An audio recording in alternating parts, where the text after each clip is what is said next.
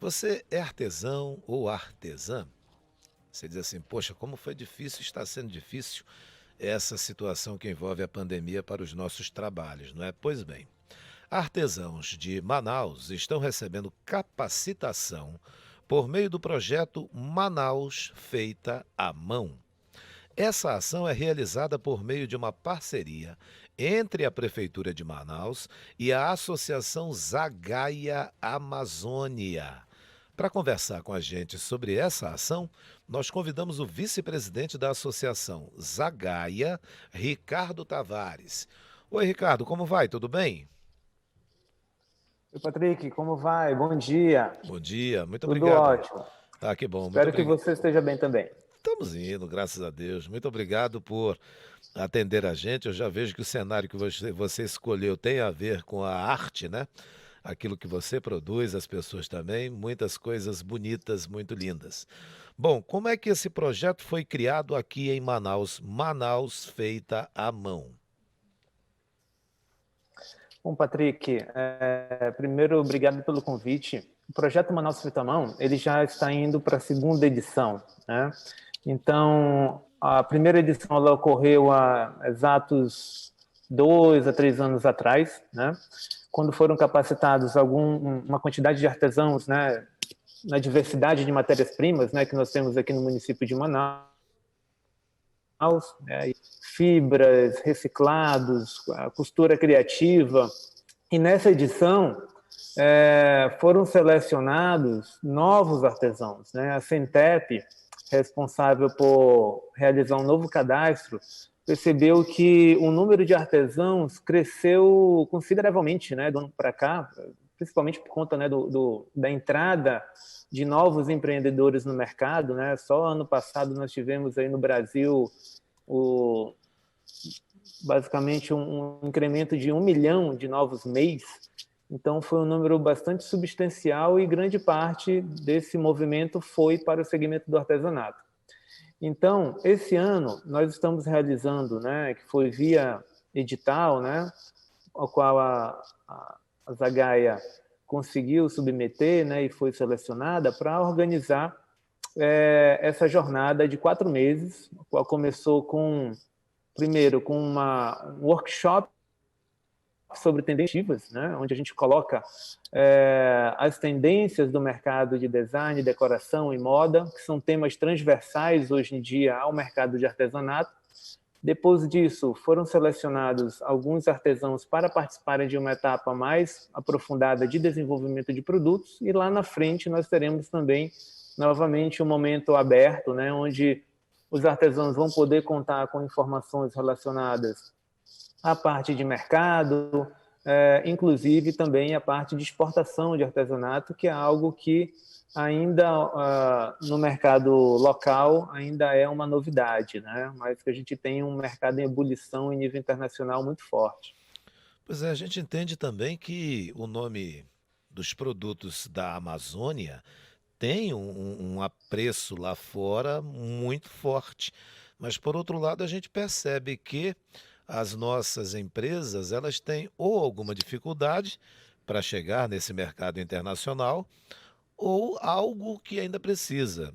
Eu entendo também que esse projeto Manaus Feita à Mão pode ajudar nisso, não pode? Pode sim. É curioso comentar isso, porque o objetivo do projeto Manaus Feito à Mão, ele leva em consideração o cuidado com a manutenção, né, do saber artesanal, né, o saber ancestral. Inclusive, assim, a gente precisa, primeiramente, educar dentro do conceito do artesanato. Né? O artesanato, ele é um termo que define, primeiramente, a manutenção de um legado cultural. Né? Então, muitas das vezes a gente vê a produção, né, da costura criativa, por exemplo, mas sem a referência local, a referência identitária, né? Então, esse é o primeiro trabalho, a primeira premissa que a gente considera é, nessa consultoria. A partir daí, nós temos também a parte de desenvolvimento de grupos de artesãos. Então, perceba que quando a gente fala, olha, o artesanato ele é realmente muito valioso, né, e bem visto no mercado internacional.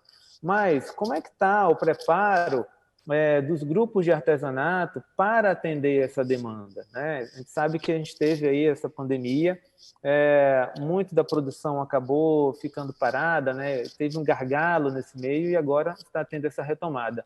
E quando a gente fala do mercado internacional, nós estamos falando de competir com culturas globais incríveis. A gente já teve experiência, né, de participar de feiras de design, onde tem a produção artesanal também envolvida, na Espanha, na França, Itália, e a gente percebe que a gente precisa elevar um patamar de gestão muito superior para poder competir, por exemplo, com produtos da cultura indiana, da cultura colombiana, por exemplo, que tem um programa de artesanato sensacional, a própria cultura asiática, né, que também tem um,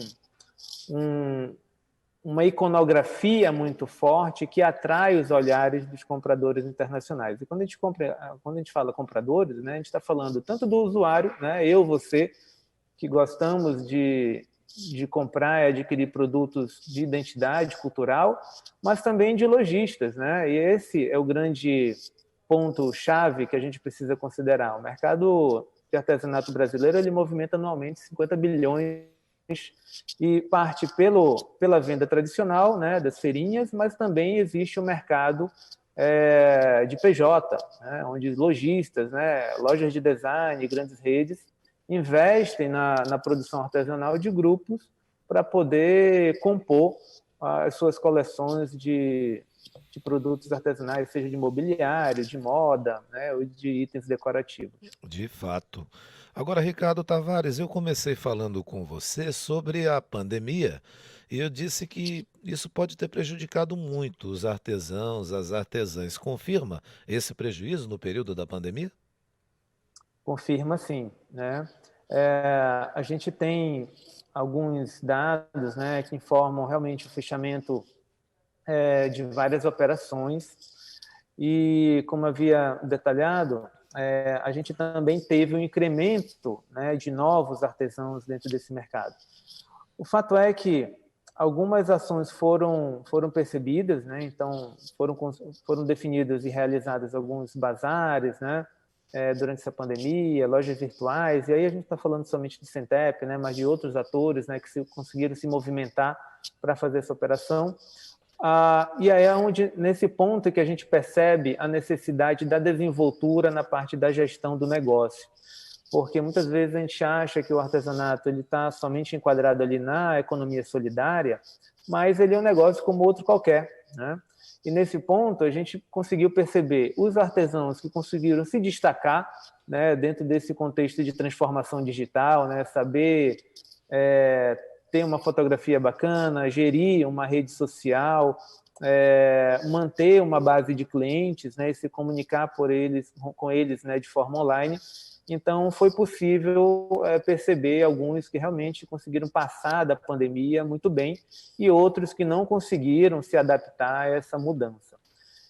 Esse é um dos objetivos que a gente gostaria também, além da parte de desenvolvimento de produto, né, de melhoria da qualidade da produção artesanal, mas também ter o olhar para a gestão do negócio, né, e fazer com que eles consigam se adaptar de uma maneira mais ágil para esse futuro. Exatamente, bem, bem colocado. Agora, quantos artesãos e artesãs estão participando dessa ação? Já se tem aí o número?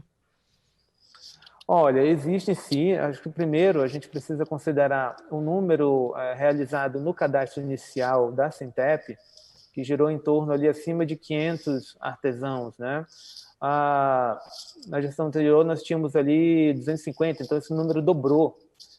Mas nessa ação específica, nós tivemos o contato, né, a abertura para esses 240 artesãos, sendo que para essa etapa de desenvolvimento de produto e aprimoramento foi feita uma seleção e nós consideramos 40 vagas, né? Ou seja, 40 artesãos ou grupo de artesãos que estão passando por uma parte de desenvolvimento dos seus produtos, né, dentro do olhar do mercado, participaram do treinamento de tendência.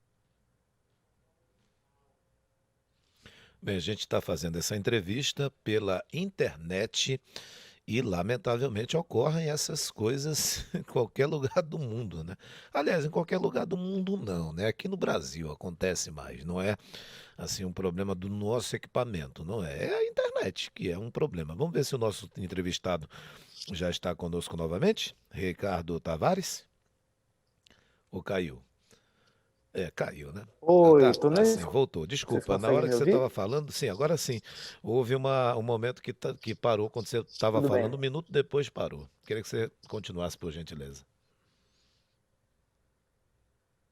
Travou de novo, será? Você me ouve, Ricardo? E É, mas foram 40 artesãos selecionados, né, para participar dessa Ah, etapa sim, agora sim, de sim. desenvolvimento de produtos. Tá, 40 E artesãos. esses 40, 40 artesãos, tanto o artesão destacam pela matéria-prima, pela infraestrutura, né? Isso é muito importante a gente destacar. Claro que a gente precisa ter atenção com o cuidado daqueles artesãos que apresentam originalidade na sua produção, tem um incremento de produção também otimizado e principalmente capacidade produtiva para atender ao mercado, né?